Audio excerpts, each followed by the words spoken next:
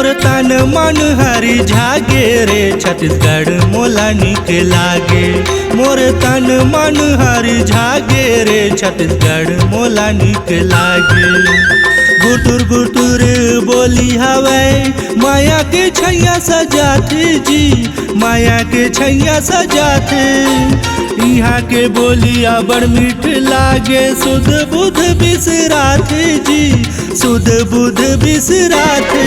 मोर तन मन हरि झागे रे छत्तीसगढ़ मोला निक लागे। मोर तन मन हरि झागे रे छत्तीसगढ़ मोला निक लागे।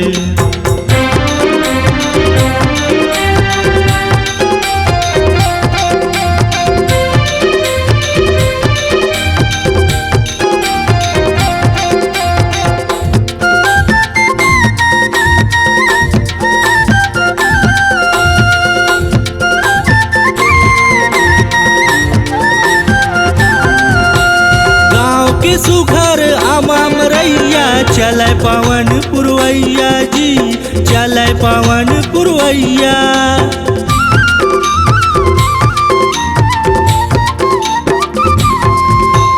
नून चटनी बासी खाके करे अपन गुजारा जी, करे अपन गुजारा।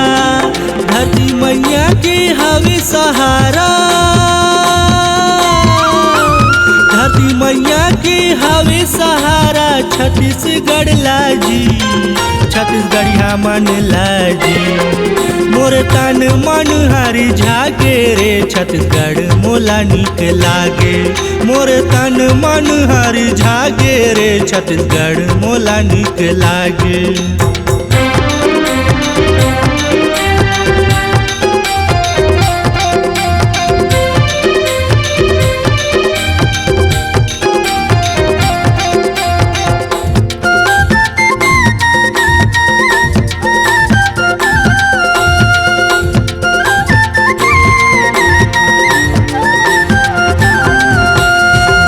किसान मन खेत जाथे, जांगर टोटोर कमाथे जी, जांगर टोर कमाथे।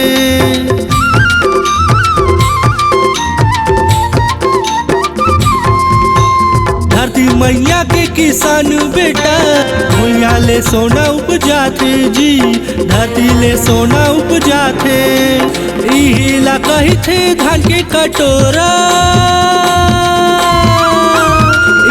ला कहिथे धान के कटोरा। छत्तीसगढ़ महतारी जी, छत्तीसगढ़ महतारी जी। मोर तन मन हरि झागे रे छत्तीसगढ़ मोला निक लागे। मोर तन मन हरि झागे रे छत्तीसगढ़ मोला निक लागे।